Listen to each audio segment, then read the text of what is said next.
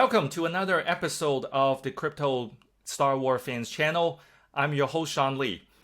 Every episode, I'd like to bring on an interesting personality to talk about their industry and how it relates to crypto. And today, I'm very privileged to have someone from the film industry, Patrice, to share with us film, blockchain, crypto, NFT. How do these things all tie together? And what exactly is he working on this project called Lumiere? Patrice, welcome to the show. Thank you very much. Thank you, Sean. Thanks very much for the opportunity to share here. And I'm very excited about this. So let's start talking about this whole melting pot of things that you've announced. Melting pot. So Patrice, when I first met you, I first thought you were a tech guy, a tech entrepreneur, someone who just deep into crypto and blockchain.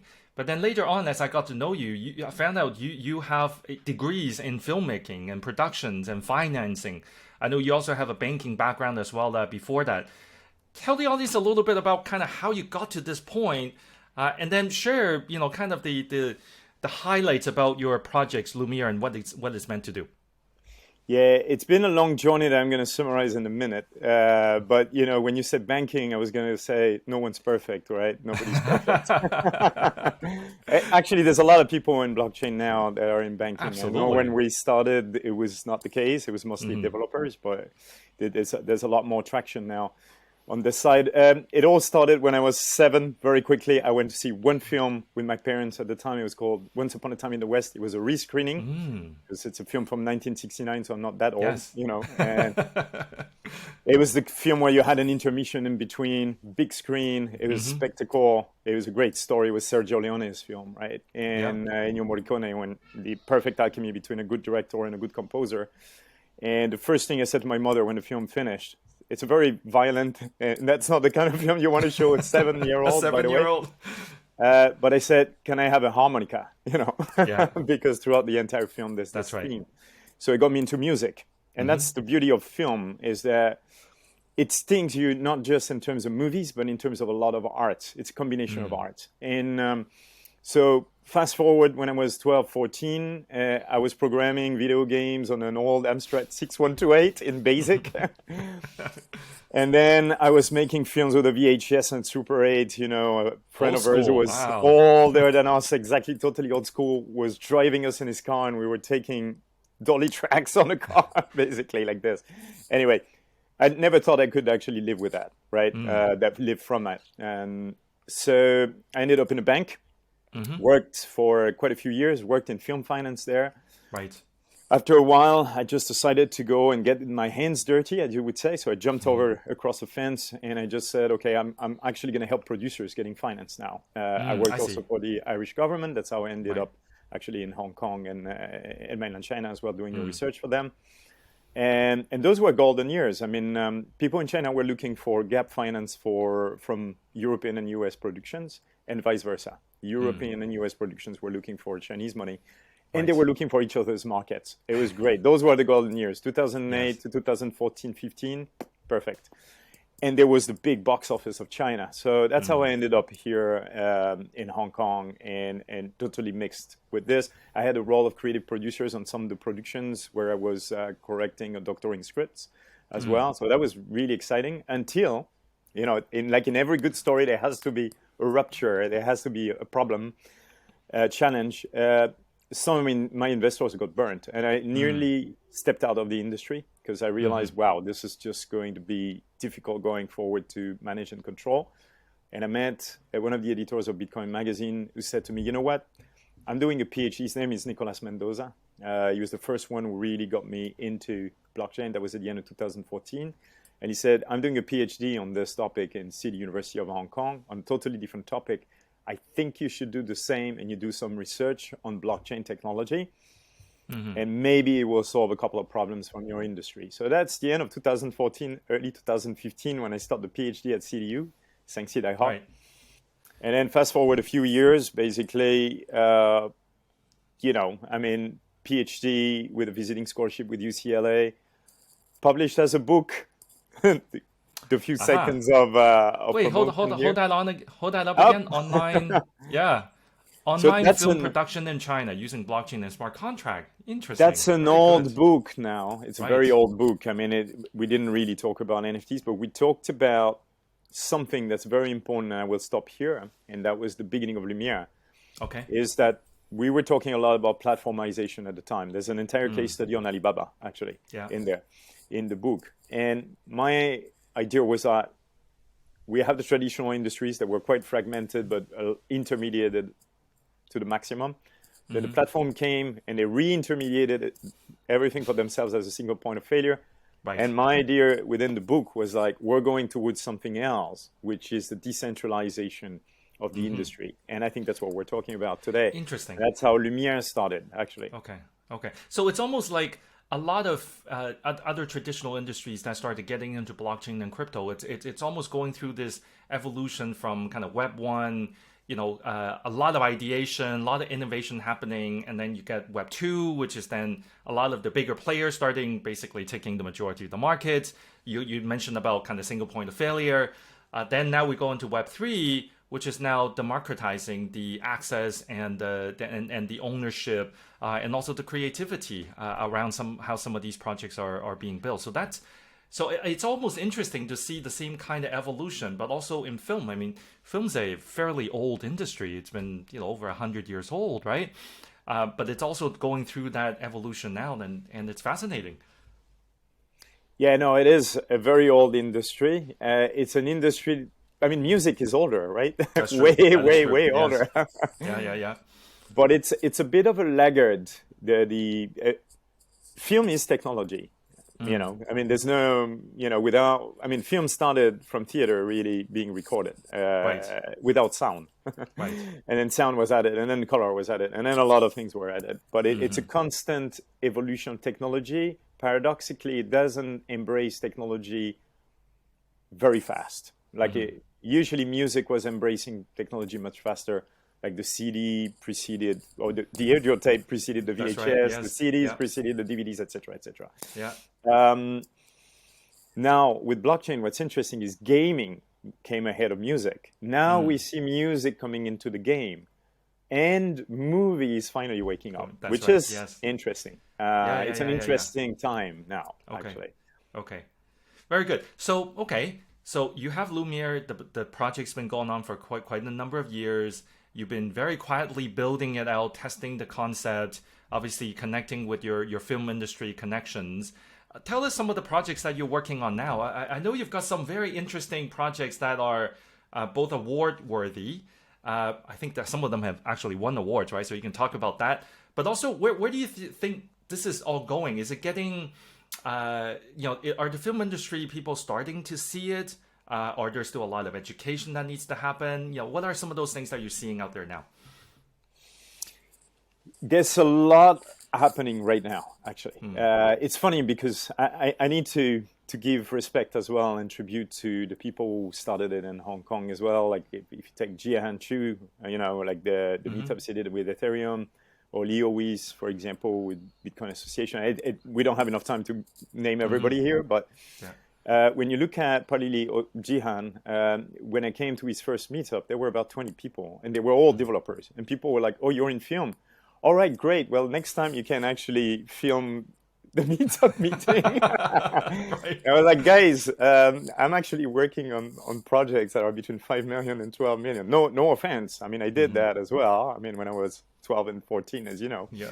And as I've said before, but that's not exactly what I do anymore. So there was a total misunderstanding clearly about what is the film industry and crypto being accommodating to it. Now, this has changed a lot. And by that, first of all, I should probably start with the partners that we have now. They're a mix. I mean, we have Rolling Stone and Variety. Rolling Stone, Italy, and Nice. Variety are stakeholders of Lumiere, right? Uh-huh. So we started with nothing in 2017, by the way, just with, the research, I guess, in our COO that was introduced by Patrick Lee, by the way, back in San Francisco. And now we have Rolling Stone Variety, but then we recently had Animoca, who came as a great partner, and we know how much they are moving things around these days. And Brink, also that managed the accelerator that we were in. And what's interesting about the projects, because that's about at Lumiere, we've always been about, let's get our hands dirty, let's try something, let's push the boundaries, let's see if it works, and let's learn in the process. We research, we go for it, we learn, we re-research, we go for it, we learn. The lean iterations. MIT attitude, absolutely. Yes. Iterations. And so we did that in 2019, to answer your question, with Papicha, a film that had difficulties being financed, actually. It was the first film from first-time female director, Mounia Medour. First big role for Lina Kudry. And we took that film. They needed gap finance. We tokenized. It was the first time ever a film was actually tokenized with digitized contract. We did it with Film Fabric. Yeah. And essentially, fast forward 3 years now, I guess. Well, Mounia has done a second film called Huoria, backed with Canal Plus, Wild Bunch, one of the biggest distributors internationally. And Lina is now basically a star. I mean, she's worked with Timothée Chalamet, Chalamet, yeah. And Frances McDormand in Wes Anderson's film, The French Dispatch. And they're all growing. So we contributed essentially to the emergence of these filmmakers.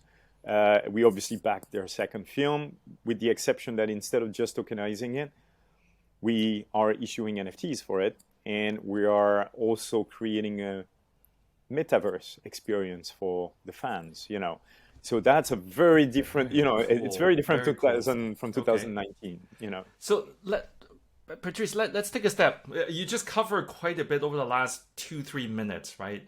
So you talk about Papicha, one of the first film that were tokenized with digital ownership, and that the main purpose of that was primarily from a financing perspective, right? So that's really your background, both coming from your banking days all the way into the research that you were doing. So that makes sense, right? So tokenizing it for financing, so you have more community ownership rather than looking for the larger distributors and labels to do that. So that's fine. Then now you're talking about potentially taking not only the ownership on the financing aspect, but also you're looking at other assets that are generated along with the film and creating the NFTs that could also be owned. And then you talk about the metaverse as well.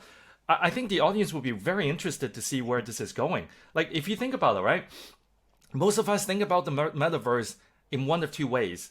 Either we have absolutely no idea what we're talking about, which is naming anything that's 3D and VR as metaverse, right? So there's one side. And then there's the other side, which is Metaverse is about, buying land, selling land. I mean, that's where a lot of it is today. I know it's all evolving. We're very early in that phase. But now you're talking about the entertainment industry going into the metaverse through film in this particular scenario. Tell us where do you think that's going? I think it's going in an amazing direction in terms of creativity, because it's all great to have land, virtual land or physical land, but what do you do on it? Yes. You just want to have empty buildings or logos advertising brands? Is that it? I mean, I think it would be very limiting if it was just the case, and in fact, not very interesting. No, you need to bring creativity and you need to bring entertainment. You need to bring a good excuse for people to be on that land and do things there, right? Yeah. Together. And I think this is where we're really departing from where we were before. And that is a crucial moment, I think, in the history of entertainment. Like, there have been crucial moments before. As I said, sound in movies was a massive thing in the 20s, right? 1920s. But this is it. This is a time where things are defining themselves. Think about the introduction of internet or emails in the mid-90s, the rollout. Well, that's pretty much where we're at, I think, with blockchain and entertainment. It's like, it's the beginning, it's the Blair Witch Project, basically, of entertainment right now. Because what we're doing really is we're seeing, it's a spectrum. You have people who are 100% looking at security token. That's it. And they think that's going to be the future because the regulator are going to make a they're going to take a stance on this. Other people are already starting startups, entrepreneurs to do NFTs, exploiting essentially a legal loophole, which is great, by the way, because it moves the industry forward. I believe that in different shades of, no puns intended, of different shades of gray here, in a sense that, or different shades of green, if you prefer, for Ireland or, the green screen. But essentially, you will have films that will be financed and owned by the audiences. And even they might even give some hints on what they want the characters to do. I don't believe in directing by committee, but they might decide on what sort of clothes people are wearing in the film. True. They will decide on a lot of things, actually. But Right. they might even be participating physically in the film, or if it's an animation, as a voice. And that gives a lot of possibilities for audiences to participate. With the Metaverse, some of the films can be gamified. Others can just be places where people can meet informally. They can maybe realize that they are from the same city, so they're going to meet for real. So there's a balance between online and offline as well, which I think is a good thing always. And these are interactions that today do not really exist.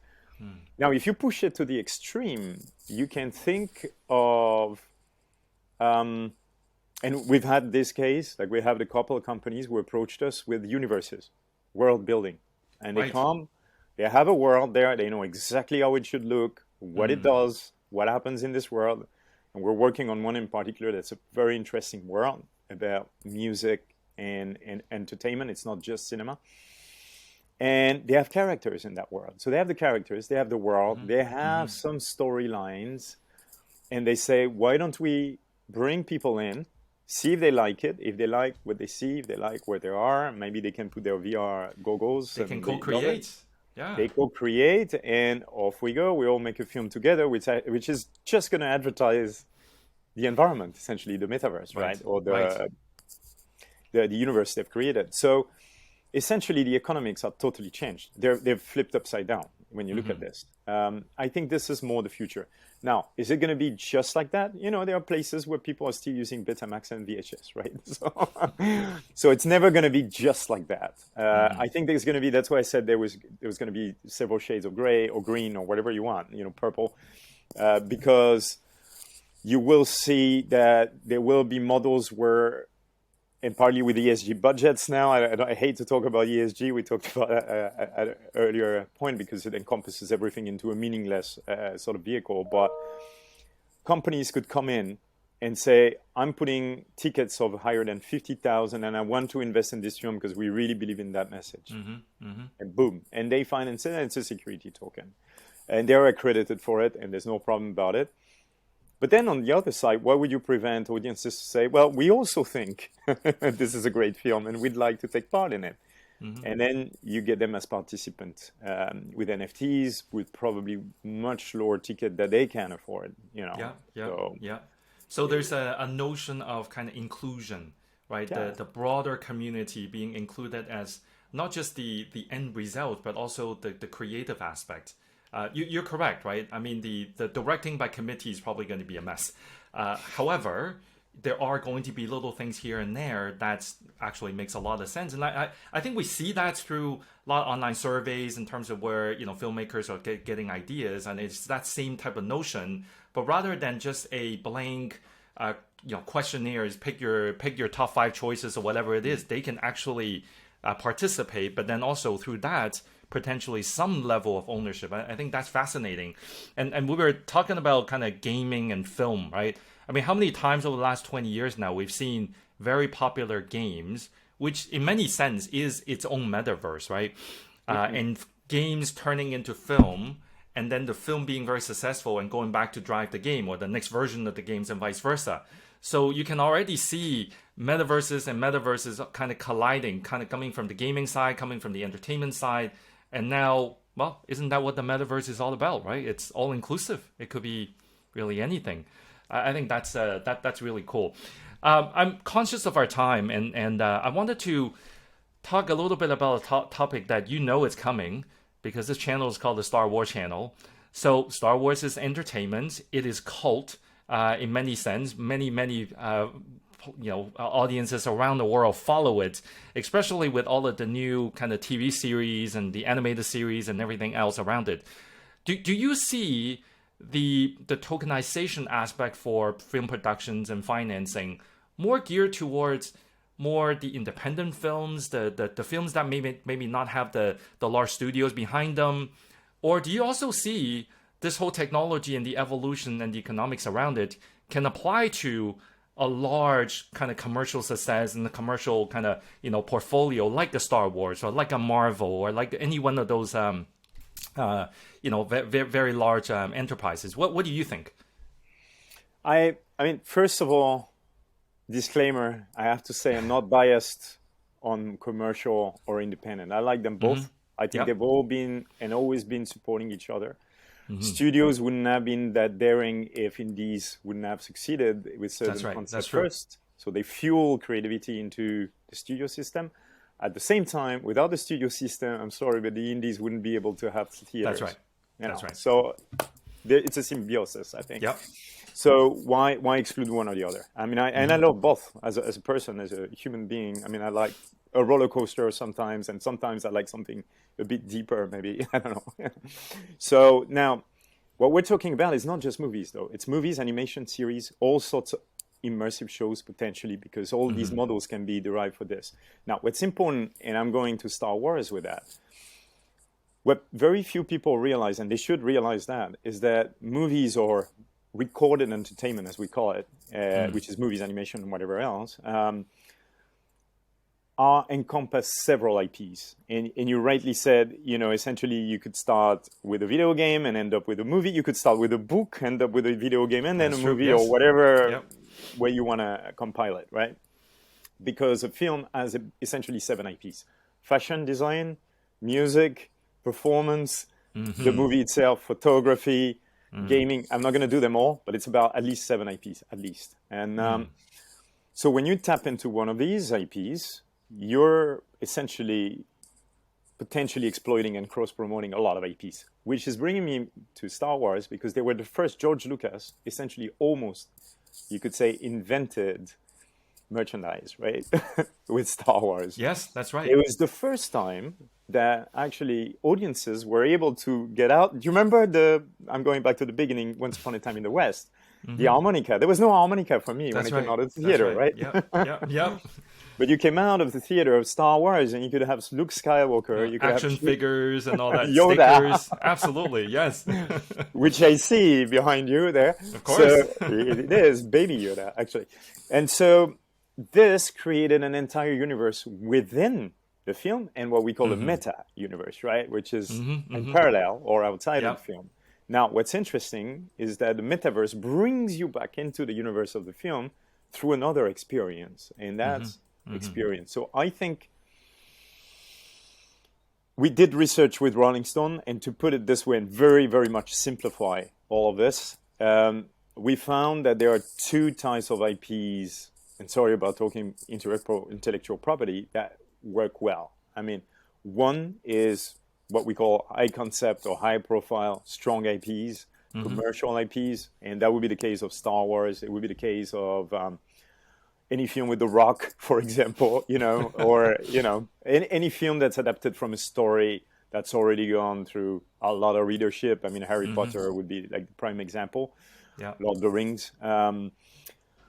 That is easy. Essentially, you've got a universe right there already widely accepted. You've got star system, stardom already accepted. You fuel immediately, essentially hundreds of millions of fans into this. And that's a recipe for amazing things. And in fact, I think Star Wars could benefit definitely from something like that. Studios could benefit from something like that, and they would reinforce their connection that they are losing, by the way, at the moment, for making, I don't want to say stupid decisions, but decisions that are not widely accepted, let's say, with the audience, and that would bring them closer to them. On the indie side, I see more what I call the cause. Not necessarily the cause for the cause, but films that are connected, and this is where I can do maybe a bit of name dropping, like we have a few films, like Horia, the second film from William Midor is definitely that kind of film, but we have a film about Kenzo Takada, a tribute to him. Yeah. So I call that a cause because essentially this was a man, a legendary designer internationally,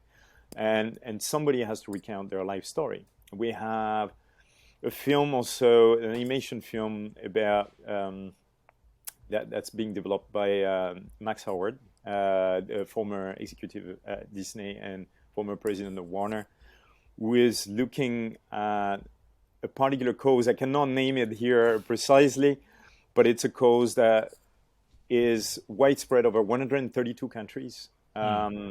It's to do actually. Let's call space. I give you the scoop there. It's about the Down syndrome, and it's a very, very, very important case because a lot of people also are connected to this, and even further than that, it's important that we understand where this community is coming from as well. And so that's a strong community appeal. And so you can finance a film, you can develop a film based essentially on a community that already exists and supports a cause. And the whole idea is not about lecturing people, it's more showing a different point of view. And essentially you create entertainment like this. I'm not saying, this is a magic bullet for everything. Yeah. You've got to be a bit smart and you've got to be quirky in how you present it. But I think that's another possibility for audiences to really be involved and engaged in material, is that they support something they really believe in as well. Yeah. So it's you're creating an environment where the interaction is bi-directional. For the longest time, it's, someone producing something, I go consume it, right? I consume it as a viewer, I consume it as, I buy these action figures or whatever it is. But now there's a way through this technology and through the wonderful world of crypto and blockchain, now you can actually create interaction in between. That's really fascinating. We're about out of time. Why don't we do this? I am very sure the audience will want you to come back again. Especially, I know you're going to Cannes to attend the film festival. That's true. You've got some very exciting development there. Don't cover it now. Let's not spoil the surprises. I gave you a few tips. Oh, yes, I know you did. You did. So maybe when you come back, we'll talk about some of the perceptions and some of the developments through the film industry folks that you're meeting there. And I'm sure there'll be more exciting projects that you can hopefully not announce, but at least disclose a little bit more, beyond what you did this time. But Patrice, I really want to thank you for your time. I learned a lot. Film to me is always just something that I love watching, but I don't really know enough about the inner workings of it. Who does what and how. But knowing how film and kind of crypto and blockchain and NFT and Metaverse can all be tied together and evolve into something new. I love it. That's fascinating, especially since we talk about Star Wars as well. And I look forward to that if something comes out of it. So, Patrice, thank you so much. We'll catch you again when you come back for Cannes. Safe travels, but knock it out of the park there. Well, may the force be with you. Thank you. All right. Patrice, take care. Bye-bye.